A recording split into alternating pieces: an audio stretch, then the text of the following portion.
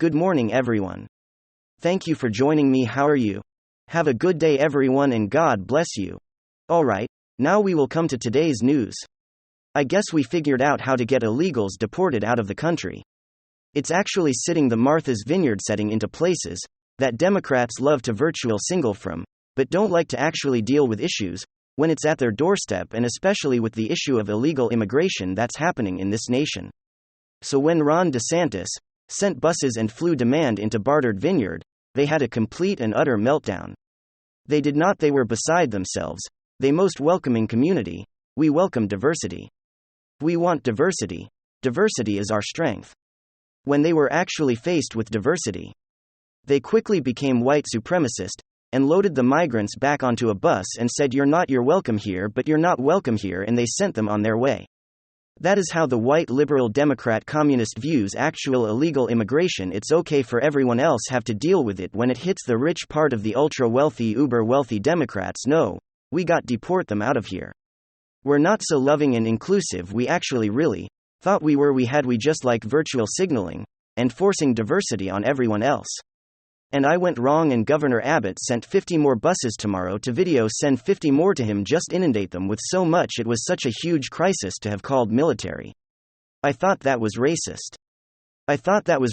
Calling the military to take care of illegal immigration. Now no, it's okay now. It's okay, it's different when they do it right. These people that was quick, says this article coming to Gateway Pundit. Buses arrive at Martha's Vineyard and deport illegals off the island. Yes. If it didn't take us much, here was a sign at the head, says we respect women. We value black lives. We stand with our LGBTQXYZ community members. We stand with immigrants and refugees and with indigenous people and all people of faith. We stand with our community, except when they're actually in our community. They went on stand with them. A Wednesday, Republican Florida Governor Ron DeSantis and 2 planes carrying legal immigrants to the island of Martha's Vineyard, an exclusive elite liberal community that prides itself on tolerance and sanctuary city status. Rather than fly the illegals that have done at night hidden from the public like Joe Biden, Governor DeSantis flew to migrants to the leftist enclave in broad daylight. Democrats were furious that DeSantis would pull such a stunt. How dare he expose the liberal left for this disgusting hypocrisy. But I didn't immediately open borders after moving into the White House. Over 2 million illegals have walked into the U.S. this fiscal year. Democrats expect the rest of the country to deal with the invasion that they cause on Friday, less than 36 hours later. The sanctuary island Martha's Vineyard deported the illegal aliens on buses here. Samantha Gross, and she is gross. Buses have arrived in Edgartown to transport migrants from St. Andrew's Parish House. There is one big bus to shorter buses to transport folks off the island. People with bags are taking selfies and hugging volunteers goodbye. The racist kicked him off the island. That didn't take long, right? According to officials, the illegal immigrants will be transported to Joint Base Cape Cod. Yep. So that way they get shipped off somewhere else in the middle of the night. That's what the plan is. This is what they continue to do. See, Democrats really want to change demographics and red cities and red country and red states. They don't want more of their same voters coming to their places because, well, they're already secured in their way of voting. We don't need more of them. See, Democrats really are intolerant of a lot of different things. And they're intolerant of actually having poor people around them when they're in their rich liberal neighborhood. And it was glorious to see this actually take place, and then freak out that much as they did. So I would love to see it done more. I would love to see buses and buses loaded into them. And then telling the migrants that they need to go ahead and find work there. And let those liberal elites continue to freak out about the added hypocrisy that they actually really do have their day in compassionate ones, because if they were compassionate, they would urge the border to be shut, so we wouldn't have to have this problem here in the United States. They would support deporting all the ones that are out here, just like they deported them out of their own community, and close immigration for the next least 50 years. So therefore, we can focus on our country, making our country great again, working on that money that we would utilize. And immigration actually put it toward things that we need: infrastructure in this country greatly and helping our own nation. Again, they're not interested in any of that stuff I just talked about. They're interested in one thing: That destruction of this nation, and doesn't matter how it's done, as long as it doesn't impact them, and they're allowed to stay in their own little bubble. And then, the latest example of this is the U.S. railroad strike, which was just averted as a tentative deal was reached. So Joe Biden has made it a high priority in the United States to boost unions. Why is he boosting unions? He's boosting unions because unions support him. Because democratic policy is the single most corrupt area of American political life is not money from corporations in politics. That's not great. It's not individuals spending a lot of money on politics. And all of those are free speech issues. Unions can do it too. The biggest problem in American public life is not people are pressing for the interests of their particular group in politics. That is the norm. The biggest issue in American public life is unions that sign actual contracts with the government of the United States, paying for the people who they are negotiating with to get elected. That's just the most corrupt bargain in American public life. We're supposed to pretend that this is all normal. It is not normal that the unions spend every election cycle billions of dollars to get Democrats elected. And then they negotiate with those same people for really, really wonderful and rich contracts and, pays the bill for that the actual taxpayers, the consumers, those are the ones who hit though, just like everything else. Democratic policymaking is a question of shifting the burden to somebody else, always your political allies, get all the benefits. And your political enemies are the ones who receive all of the costs. You stick everybody else with the bill. And this is a perfect example of this. So Joe Biden has driven approval of labor unions to the highest point since 1965. According to Gallup, Americans' approval of labor unions, which was all the way down at like 48% in 2009, has been steadily increasing to the point where it's now at almost 68%. That is the highest point that has been in 50 years basically. That is the current highest reading that they've ever seen. That is because again, Democrats approve of labor unions, because labor unions approval has increased among nearly major all demographic subgroups since 2016. One exception is labor union members, their approval has been no lower than 75%. Since 2001. Currently, 86% of union members approve of unions, down from the recent high of 93%. In 2019, approval is relatively high among young adults aged 18 to 34. Most of them are not members of unions, by the way, and don't actually have to abide by union structures, and those with annual household incomes under $40,000. Democrats approve of unions by an extraordinary scale, right? 90% of Democrats approve of unions. That is really where the opposite has happened, because Democrats have put heavy focus on the people who basically pay for their politicians to get elected. That the approval rating among Democrats, you'd imagine, it's basically like going to the Republican Party and saying to Republican voters, do you approve of billionaires spending money on behalf of your political interest? That's basically what the labor unions do. And what does this result in? It results in prior to an election unions can hold up the Democrats at gunpoint, and the Democrats will just give away the store. That's exactly what just happened with the railroads. So are these railroad unions, and these railroad unions have been demanding things from places like Amtrak? There's a lot of government involvement in the negotiation of these contracts, just sort of public-private partnerships a little bit. And because the Railroad Workers Union works with the railroads, from the railroads are sort of quasi-public institutions. Joe Biden has been making overtures to the unions for quite a while. He's basically been saying to them, hold us up, right, do it. Tell us what you want? We'll give it to you. He's done it on everything from the teachers, where he's got Randi Weingarten, one of the most nefarious bigger figures in American public life, a person who essentially kept children out of school for 2 years. Because she cuts directly against the interests of school children.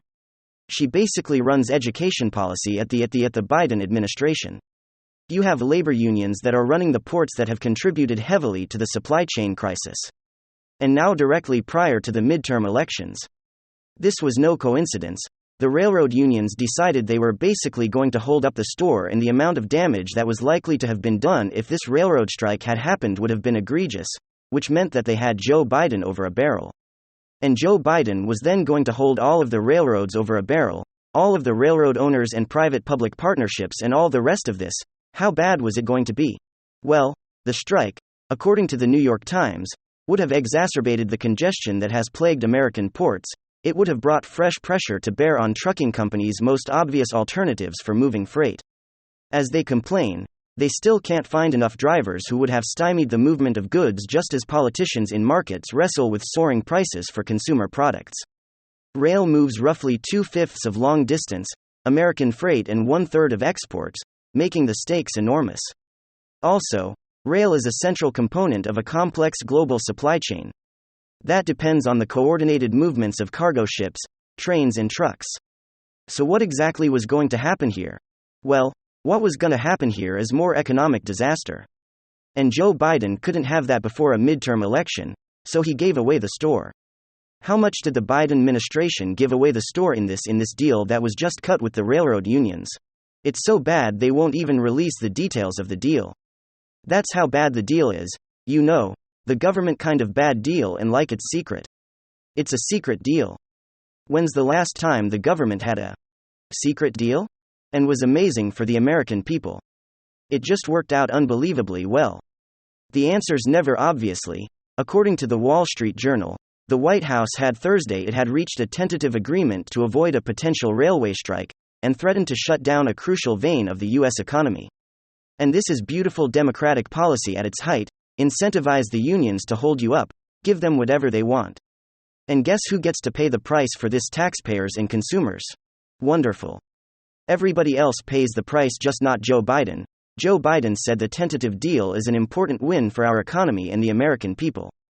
He credited the unions and rail companies for negotiating in good faith and reaching a tentative agreement that will keep our critical rail system working and avoiding disruption of our economy. The Biden administration. If you're holding talks with representatives from both sides to avoid transport disruptions that could have snarled supply chains, putting new pressure on prices when inflation has been hovering near 4-decade highs. Ahead of the Friday deadline, passenger rail provider Amtrak said it would suspend all long-distance train services starting on Thursday. While the negotiations don't actually involve Amtrak workers, the company's long-distance trains operate on freight lines, is what I'm saying. There's a public aspect of it. Amtrak said Thursday was restoring long-distance train services.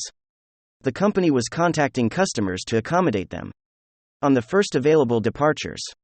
Labor Secretary Marty Walsh had been meeting with the representatives, and who is basically just an emissary of the unions, applauded the agreement on Twitter, moments ago.